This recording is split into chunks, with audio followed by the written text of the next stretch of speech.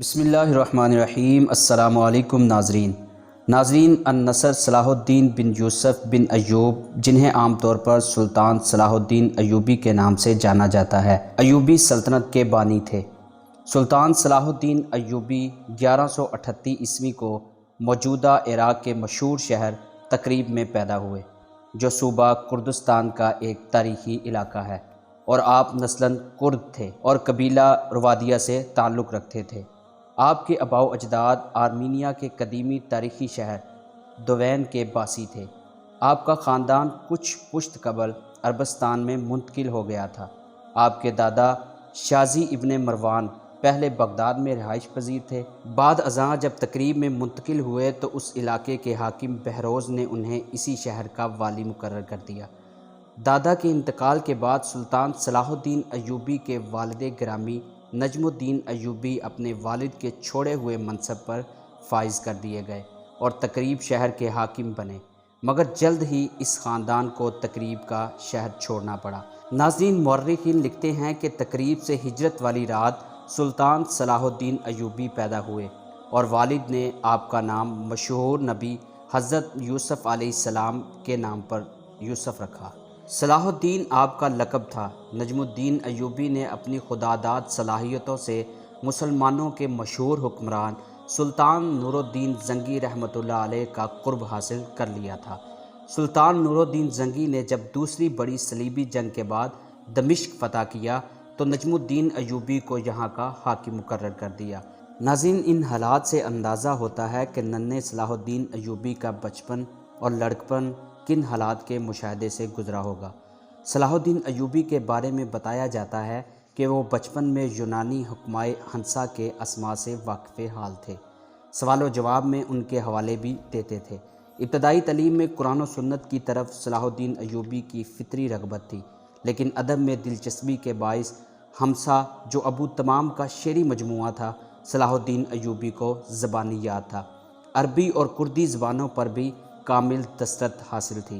یہ وہ زمانہ تھا جب شرق تا غرب کل امت مسلمہ بیت المقدس کی جدائی میں نوحہ کنا تھی اور صلیب و حلال کے چاروں اطراف میں گم تھی، اور آئے روز کہیں نہ کہیں میدان کارزار سجے رہتے، تو کہیں فتح کے شادیانے بج رہے ہوتے، تو کہیں شکست خوردہ فریق اپنے زخم چاٹ رہا ہوتا، اور پھر بہت جلد گردش ایام پلٹ بھی جاتا۔ ناظرین، وقت نے جب صلاح الدین ایوبی کے اعصاب قوت کی بجلی دوڑائی تو یہ نوجوان نور الدین زنگی کی فوج میں شامل ہوا اور سب سے پہلے اپنے چچا اسد الدین کے ہمراہ فتح مصر میں اپنی تلوار کے جوہر دکھائے۔ سلطان صلاح الدین ایوبی کے والد نجم الدین ایوبی اگست 1173 کو اپنے خالق حقیقی سے جا ملے۔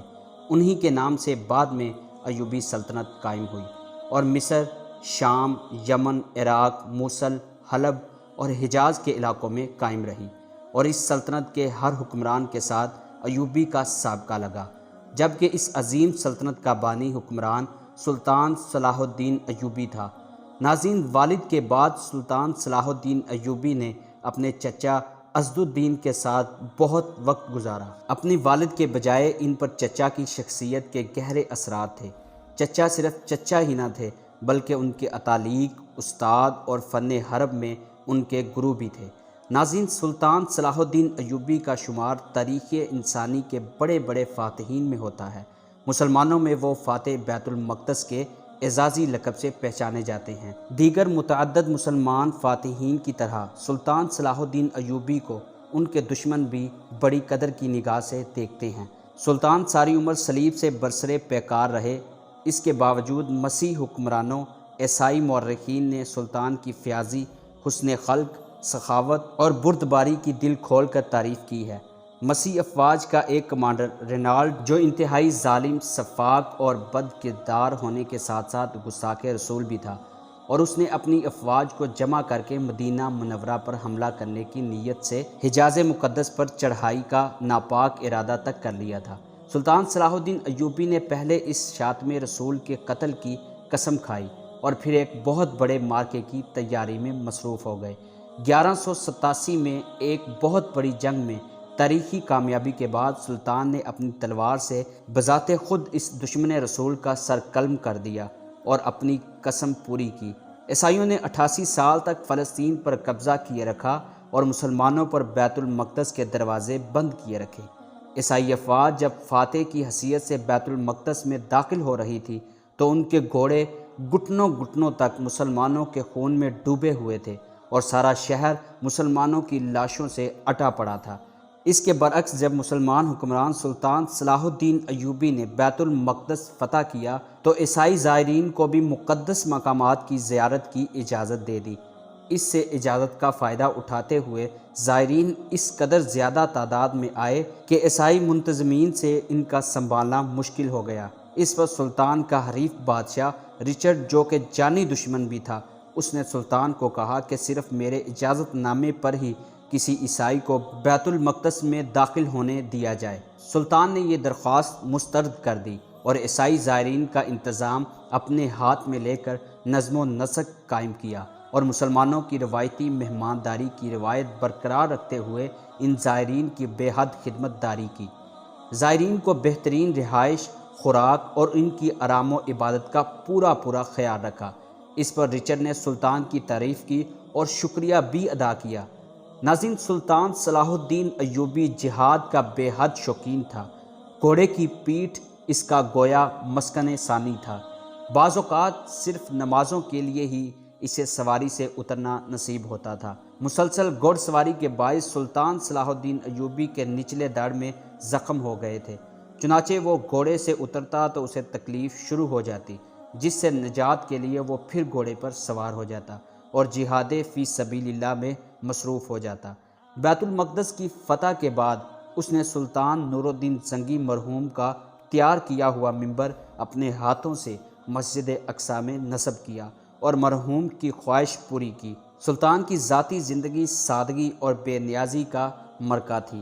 ساری عمر کبھی ریشمی لباس زیب تن نہ کیا، سادہ کھانا کھاتے رہے اور کچے گھر میں رہائش پذیر رہے۔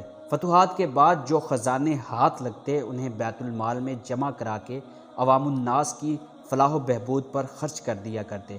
27 صفر 589 ہجری میں امت مسلمہ کا یہ سپوت ملک شام میں داعی اجل کو لبیک کہہ گیا۔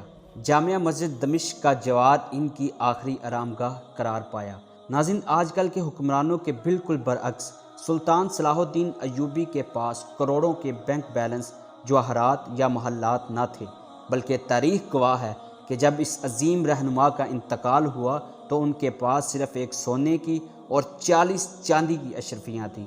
نیک دل بہادر فاتح نے اپنی تمام دولت اپنی زندگی میں ہی غربا میں ہی تقسیم کر دی تھی اور وقت وفات اتنی رقم بھی نہ تھی کہ ان کی نماز جنازہ کا انتظام کیا جا سکتا۔ ناظرین، سلطان صلاح الدین ایوبی نے کبھی زکوٰۃ نہیں دی کیونکہ اپنے حصے کی تمام دولت صدقات میں بانٹنے کے بعد ان کے پاس کبھی اتنا بچا ہی نہیں کہ زکوٰۃ لاگو ہو سکے۔ ناظرین، ہر سال اپنی روحانی بیٹریاں چارج کروانے، مکہ کا قصد کرنے والے، کعبہ کی چھت پر نماز پڑھنے والے، در کعبہ کو اپنے لیے کھلا ہوتے دیکھنے والے ہمارے حکمران شاید یہ بھی نہیں جانتے کہ سلطان صلاح الدین ایوبی نے کبھی حج بھی نہیں کیا، کیونکہ ان کا خیال تھا کہ حج اپنی رقم سے ہوتا ہے اور حکمران کے لیے اس وقت جب اس کو اپنی رعایا کی ذمہ داریوں سے فرصت مل جائے۔ سلطان صلاح الدین ایوبی کے پاس نہ کبھی مال اکٹھا ہو پایا، نہ اس کی ذمہ داریوں نے اس سے مہلت دی۔ حج کی خواہش ہی رہی اور حیات و موت کی آغوش میں جا سوئی۔ ناظرین، اس بہادر مسلمان حکمران کو دمشق میں اموی مسجد کے باہر ایک باغ میں دفن کر دیا گیا اور آج بھی یورپ اور مغربی دنیا اس کی عظمت کی معترف ہے۔ ناظرین، اسی امید کے ساتھ اجازت دیجیے کہ آپ کو ہماری ویڈیو پسند آئی ہوگی۔ ملتے ہیں بہت جلد ایک نئی تاریخی، تحقیقی اور معلوماتی ویڈیو کے ساتھ۔ دیکھتے رہیے ہمارا یوٹیوب چینل بیسٹ انفو۔ اللہ تعالیٰ آپ کا حامی و ناصر ہو۔